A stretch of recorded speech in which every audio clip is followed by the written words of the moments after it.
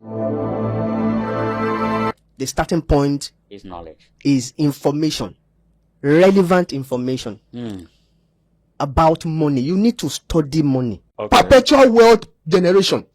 Okay. When you get $100 million, for example, you eat it, and your capacity is $1 million.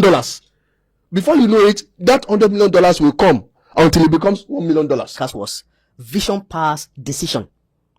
Okay. Vision gives back to goals. I was at a forum many years ago, and Miles Munro, the late Miles Munro, was there, and he said something that I have not forgotten. He said, as he was being driven from the hotel to the venue, he said he was looking in through the window, just observing Nigerians, the average Nigerians, and all that. And I said, he said, these people are so industrious, these people are so energetic, so hardworking. So what's the problem? He gave us the answer that day. He said, what answer did you give? The real problem of Nigerians or Africans is that the average Nigerian lacks a transformational mindset.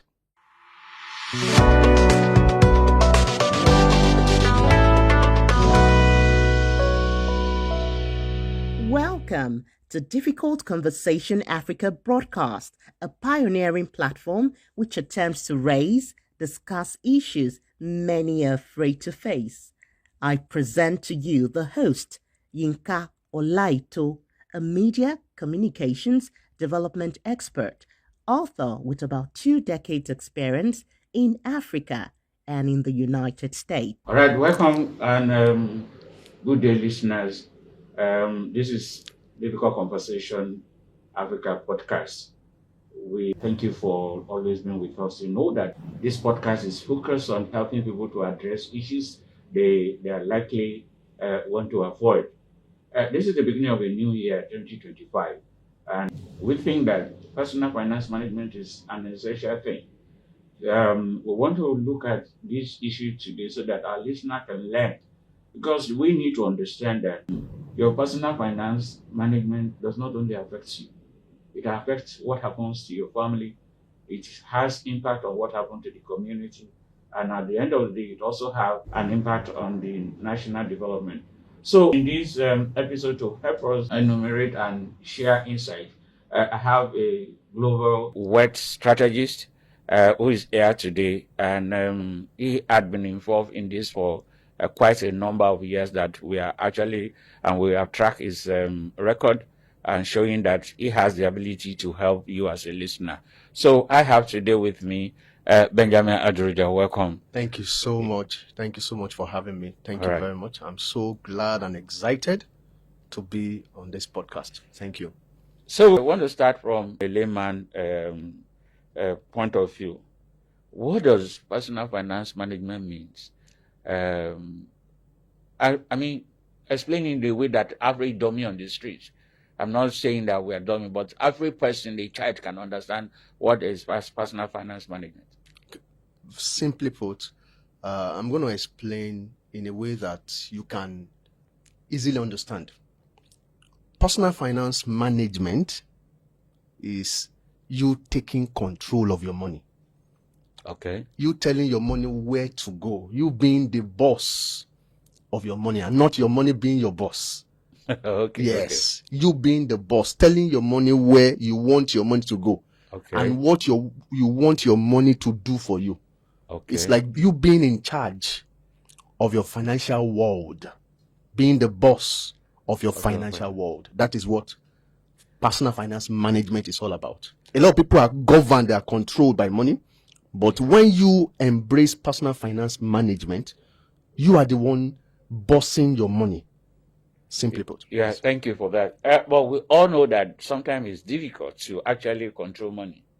So how is this possible if truly that we are saying that personal finance is you being in control of your money, not allowing the money to be in control? I have instances where somebody who was not exposed to millions of naira suddenly got exposed to it and he started misbehaving, meaning that money started controlling him. How can you prepare and how can you develop your skill in a way that it can actually help you to be in control? Thank you very much, Inka. Thank you so much for that very apt question. Now, the starting point is knowledge. Okay. The starting point Is knowledge. is information, relevant information about money. You need to study money. Money is a course on its own. It's a subject matter. Interestingly, many people don't study. It's a subject matter that one needs to study. You need to study, you need to learn about it. One of the things, when I started on this journey, one of the things I did was to get books on money management. Okay. I invested in books to learn money management tools, money management skills, and then I started applying that. So financial literacy is the key. One needs to become financially literate. There's what we call financial intelligence. The higher your financial intelligence, the better your personal finance management skill. So to increase your financial intelligence, one needs to embrace acquisition of relevant information. And we have this information available online, in books, free. Many of them are free. Some you might need to pay money to get them. You might also attend seminars on all that. You talk about financial literacy and financial intelligence. What is the difference between the two for an average person who is looking to and say financial literacy, financial intelligence? Is there a difference between the two? Well, there's no difference really. Financial intelligence is a measure of your financial literacy. Okay. Yes, it's like the measurement. Okay, yes. So you can how literate you are. Yes. 10% to 50%. Yes. To 60%. Yes. When someone has a high level of financial literacy, you say the person is financially intelligent. Okay. So yes. You have to be financially literate to be financially intelligent. Yes. So what are the key areas individuals must pay attention to in their journey toward financial freedom? Key areas. The first key area, like I said earlier, is acquisition of relevant information. Okay. That's the first thing. I realize that a lot of people do not read books on financial literacy. If you ask the average Nigerian or the average African or the average person, how many books have you read on money? What if I'm not educated? Education. If I'm a literate person. Education is not necessarily about books. Some people, they say, I may not have read book, but I've read sense. Because I need also distinguish between the two. I need also distinguish between the two. Yes. When we say books, what we think about is, let's say, street sense. Yes. Okay, so not necessarily book knowledge, but being able to learn. You can also learn that through mentorship. Okay. Or through like some of we have in some of this this apprenticeship structure. Okay. You learning from someone who has a good mastery of money. Money management tools. There are different things we need to embrace, like savings, for instance. Okay. It is very, very we'll important. Get there. Yes. I just want to know that we'll get into personal finance goal and lack of right knowledge and inability to manage the flow of major challenges against some of the issues. How can you please help an average listener to understand the importance of personal finance goal, lack of ability and knowledge, how it affects your financial literacy and intelligence? I did a broadcast yesterday and I was talking about vision. And one of the things I said in that broadcast was vision powers decision. Okay. Vision gives birth to goals. Okay. That's the basics. Vision powers your goals. Now, a lot of people set goals. Okay, I want to do this, I want to do that. But you need to begin with the end in mind. Where are you going? Where do you see yourself at the end of 2025? Okay. What do you want to accomplish? Then you now dial back and say, okay, what do I need to put in place now to be able to become that kind of person? And those things now become your goals. The stepping stones. I'm just trying to break down what goals mean. Let's help an average individual average listener understand. So you are saying that you need to have a vision of, okay, I want to make 10 million this year. Yes. That's what you're saying. I have to Yes. make an average by 2025. I want to make an average of 10 million. Yes. But you can make that money and still not financially free or financially. You can make. I've seen people make that kind. They just have a target of 50 million. They made it, but at the end of the year, they are saying, where does the money go? Fantastic. So how do you resolve that? So if you say goal is the only thing, having a vision, I already have a vision, 10 million, and by the time at the end of the year I check it, I have 10 million. To be But I'm asking myself, where does the money go? to be candid, you having 10 million naira or $10 million at the end of the year is a goal. Okay. That is a financial goal. Okay. That is, you may end up getting the $1 million, but who are you becoming on the inside? That's a critical question. And that's where vision comes in. Vision is not necessarily about the money you want to get. It is who you are becoming. Okay. Now, I say this, wealth, true wealth. Can you for an average person? Yes. It may look like an ambiguous term. Yes. What does who you are becoming mean for an average person? Okay. Example. 5 years ago, I had a vision to become a global wealth strategist. Okay. To become. Yeah. So I now decide to set goals. Part of the goals require me going back to school to take my master's and my MBA. Okay. Part of the goals required me going back to get a coaching certification or coaching certifications. Part of it required me taking relevant courses. And all of this have now helped me to become a global wealth strategist. So what we're talking about is, who are you becoming? Okay. That's the critical question. And this is what a lot of people don't talk about when it comes to goals, goal setting. Go beyond just peripheral. The peripheral is just the goals. We are talking about the depth, going in depth, being able to become the kind of person that can command the $10 million repeatably. So how does becoming impact on you, on your family, on the society at large? It does. How? Okay. Now, the other day, I saw a lady, and we went to school together. Okay. We went to school together. We did MBA program together. But when I saw her, I did my MBA in 2011. I finished in 2011. And it's been how many years now? It's been 13 years. And I saw her. And our financial state was not encouraging.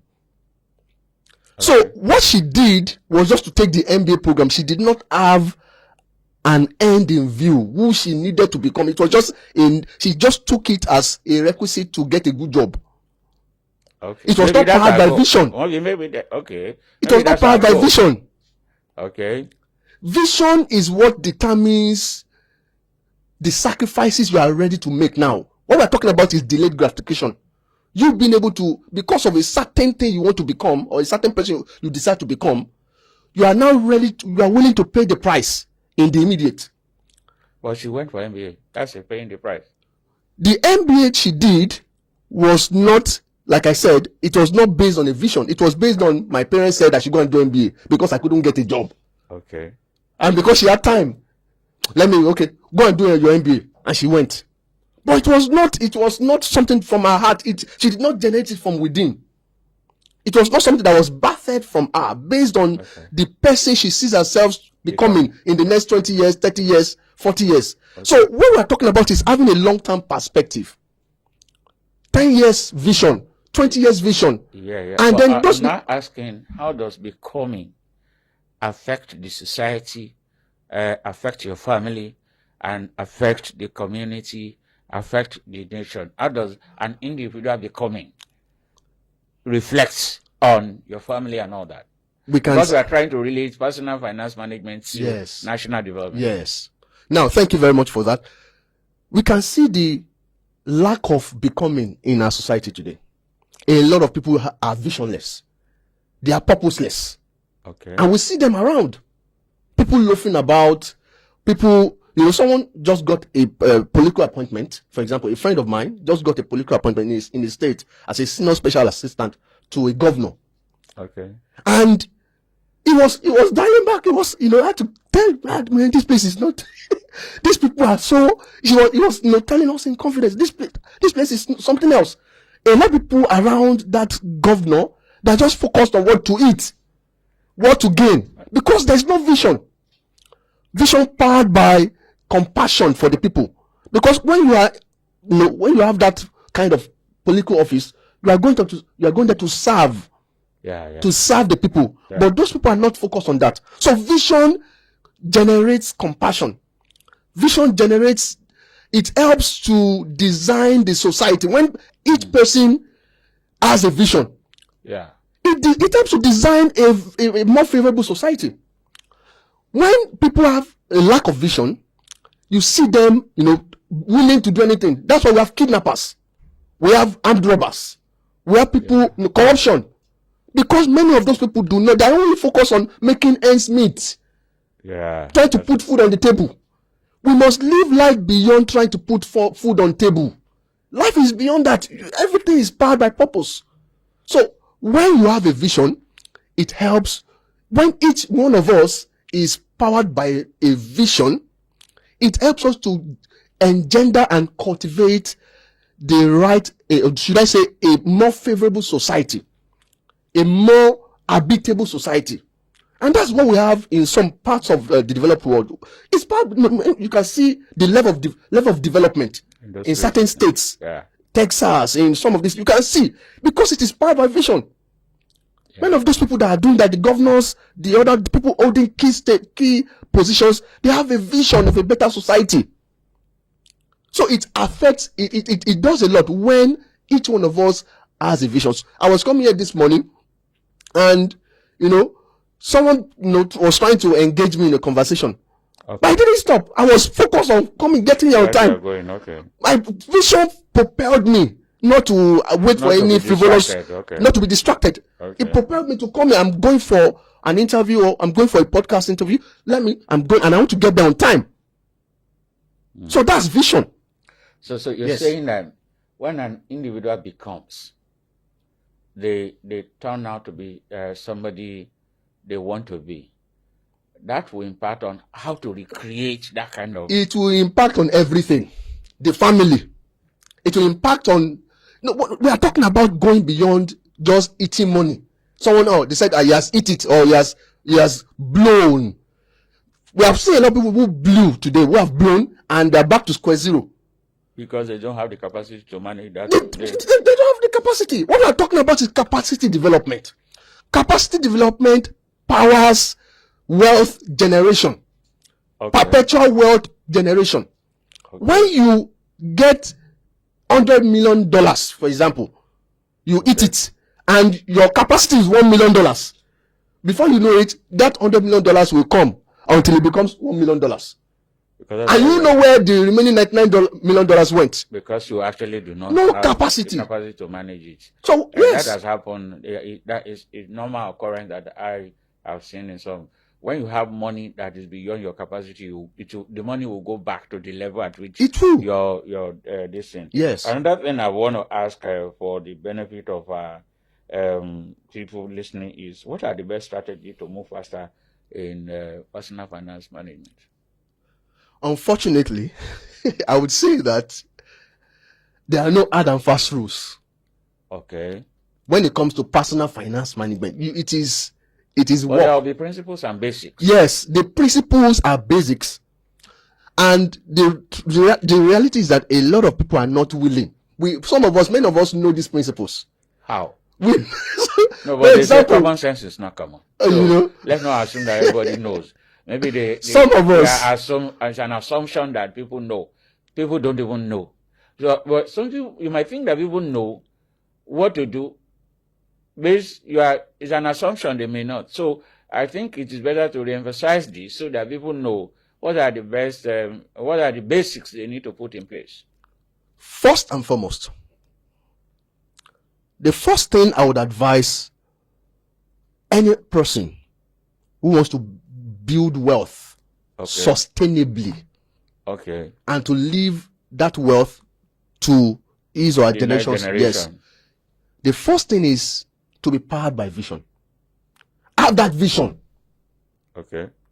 That's the first thing I would say. Have a vision. That vision. The second thing I would say is the person must embrace a principle-centered lifestyle. Living. It is very, these are not common things you find on the street. Yeah. When you see, when I talk about savings now, people are not willing to save because there is no vision. When you have a vision of where you are going or where you see yourself, it will help you to pay the price. But people can tell you the money I'm earning cannot even, my money cannot take me home. We are coming there. We are coming there. So, vision, that's the first thing. Then embrace a principle-centered lifestyle. Now, when I say principle-centered lifestyle, what I'm saying is that you need to have certain values you live by. Okay. The first value, some of the values you can embrace are integrity, for example. Okay. Honesty, for example. That's true. You know, excellence. Many people who have come across are anywhere believers. They have no principles. They have no values. Okay. Anything goes. For example, we're coming this morning and we're driving, and then a driver who was trying to offload his passengers, he just stopped in the middle of the road without paying cognizance to those of us who are at the back. Who are at the back. That is a lack of vision, a lack of principles. What I'm saying is that, yes, a lack of compassion, concern for the other road users. So what I'm saying is that what we are trying to promote is a values-driven lifestyle. Okay. You have certain values that you hold inalienable. You hold them dear to you, and you are living by them. What this does for you is that people start getting to know you for something. You now become known for certain things. For example, now when someone is looking I'm looking for someone to trust. Because you have engendered trustworthiness, you will just find that you begin to attract resources. Okay. Yes. So, vision, principle-centered living, values-driven living, and then we cannot talk about the technicalities of personal finance, which has to do with the savings, cultivating a savings culture, being able there are different kinds of savings. We're going to talk about that if time permits. So, yes. Okay, what I'm trying to now you're talking about being the person who can attract the money, yes, and all that people can. But we know what is the impact of the volatility of the money market, capital market, when it comes to saving culture, and you say invest. But we've seen people who have invested money in real, not anything that is shady. But the money had gone down the drain, and some of them come to the conclusion and say, let me go hit with my money instead of putting the volatility of the money market, capital market, national economy, and how it impacts on your ability to save, ability to live the right kind of life you want to live. How does this affect your personal finance management? Simply put, knowledge helps you to manage volatility. Information will help you, should I say requisite information, or the right information will help you. Well, some people have done their research before they invest too. I'm just yes, because that's why what I'm saying when I talk about knowledge, I'm talking about sophistication. Your level of sophistication. Are you a sophisticated investor? What passes your sophistication is you gathering relevant knowledge. But there are cases where people have done all their researches and the business still went down south. It goes beyond that. It goes beyond research. For example, I heard of a story of a man, an accountant who was about to retire. Okay. And in fact, I read it in one of the newspapers. He was about to retire, and he was looking for a place to invest his money, his stuff. So he got to hear about a platform, an investment platform. Okay. He investigated the investment platform. Okay. He even went to the office to be sure that they were like this. Then he invested 1 million, and then within a week he got 20%. And so he felt that he now started, investing, and the thing was coming back till when he now got his entitlement. He just said, "Let me put everything inside." So he put about 25 million naira inside the thing, and then he was supposed to get 20% within a week, and then the money just. So the question, to quickly answer that question, the answer to that, the answer to managing volatility is being able to understand investments. Understand investment. There are different kinds of investment. We have what we call high risk, high yield investment, and then we have low risk, low yield investment, and there's what we call asset allocation. I'm going to explain that. Okay. Now, the challenge with everyone, or many people losing money, is because they do not understand asset allocation. When you have an investable fund, for instance, let's say you have $1 million to invest, you don't put all that money in a high risk, high yield or borrow platform. You need to do asset allocation. Okay, 50% of this amount, 500,000, I'll put it in a safe environment. We may not generate quick money, return, but I know it's safe, and it depends on your risk appetite. Okay. So you put that, it depends on, this is why people need to talk to, financial experts. You put, it works with percentages. Let's say 50% of that investable fund goes into the low risk. You know that your money is safe. Nothing happens. So that at the end of the day, you don't lose everything. Then you put 30%. I'm just trying to, for example, 30%, you put it in a medium risk investment platform where you know that no matter what happens, you still get your money back. Then maybe 10% or 15% or whatever it is, depending on your calculation. You now put it in high risk, vetted. I will use the word vetted, high risk, high yield investment. So when whatever happens, you know that you are still even if you lose money, you are still breathing. Yes, you are not dying. You are not dying. So now that we know that personal finance management has impact on the community and the nation, does government has any role in ensuring that an enabling environment is created so we can actually? I'm asking whether, because sometimes the environment, the economic environment, the policies within the nation can have a negative impact on what becomes an average person. So what is the role of government in this, since personal finance management has a way of affecting the national wealth? Wow. The government at all levels has a big role to play. I'm talking about parastatals, I'm talking about the different levels of government and the likes. Okay. A very big role to play. There are different dimensions to this, but let me quickly take it from a perspective which has to do with the government, being too lucrative. Government is the most lucrative job. Government job is the most lucrative job now. People go into political office to siphon money, to solve their poverty problem. Okay. To solve their personal poverty problem, not the national yes problem. So we need to find a way to this has to do with policy making and all that. Creating a policy that helps to make government less attractive, so that it is those who have the mind to serve actually get to the position. Get to those positions. But the fact also remains that that process requires a lot of money. It does. And like you said, one of your friends got appointment as SC or something. But you find the environment not the right kind of environment you want to environment. Yes. So what should government do to create, despite this instability, despite these flaws within the people that are going there? How can government help in creating an environment that help that make it easier for person to actually increase their wealth, which also at long run will affect national wealth? I was at a forum many years ago, and Miles Munro, the late Miles Munro, was there, and he said something that I've not forgotten. He said, as he was being driven from the hotel to the venue, he said he was looking in through the window, just observing Nigerians, the average Nigerians, and all that. And he said, These people are so industrious. These people are so energetic, so hardworking. So what's the problem? He gave us the answer that day. He said, what answer did you give? the real problem of Nigerians or Africans is that the average Nigerian lacks a transformational mindset.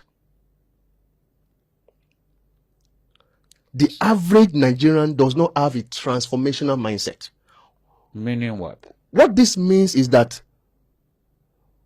the average person is not built to birth change, positive change. The average Nigerian is built to only focus on himself. That self-centeredness, that just focusing on making sure that myself. You break the Yes. poverty line immediately. Yes, just you breaking the poverty line. So what the government needs to do is the government needs to create programs, initiatives, educational initiatives. Okay. Yes, transformational initiatives to re-educate the populace, to find a way. Because look, for example, as I stop, when you create an infrastructure, you build an infrastructure. Yeah. Within a month or 2 or 3 months, you would see that the thing has dilapidated. That's the challenge. When the average Nigerian, thinking that creating will be about transformatory mind and policy. What is the place of policy in all this? That's where the policy will come in. And the first policy of such policy. The first policy has to do with the government, finding a way. Of course, this may be very controversial, but the government has to be made less profitable or less attractive when it comes to what money to make when you occupy a political office. That's a policy decision. Then the next policy has to do with the populace themselves. Engendering, not just focusing on your infrastructural development is good. What about people development, talent development? Creating financial skill development. Financial literacy programs, financial inclusion programs, educating people on how to better manage their money, creating initiatives that would birth not just the ability to consume, because the average Nigerian is a consumer, not a producer, but to create that mindset that would help us to birth products, transformational products. We can create multi-billion-dollar organizations from Nigeria. We can create multi-million-dollar organizations. This has to do with people development, helping people to develop relevant skills. Of course, to a large extent, to a little extent, the government is trying to do that, but we need to invest more in people. Yeah, thank you very much. We really appreciate you. Thank you. Thank you, listener, for this. We know that we still have a lot of things to discuss. Maybe in the nearest future, we will have to call Benjamin Adiroja back to the studio to have this recording and this conversation again. But a takeout is the fact that you need to take control of your own finance. You need to think of what you want to do and what you are going to do. You need to become the person that can attract wealth, and then the government must do something. With all these takeouts for this session, I think that we can say we can call it a day at this level. Thank you very much for coming, and thank you, listener, for this. We'll see you in the next episode. Thank you, and God bless you.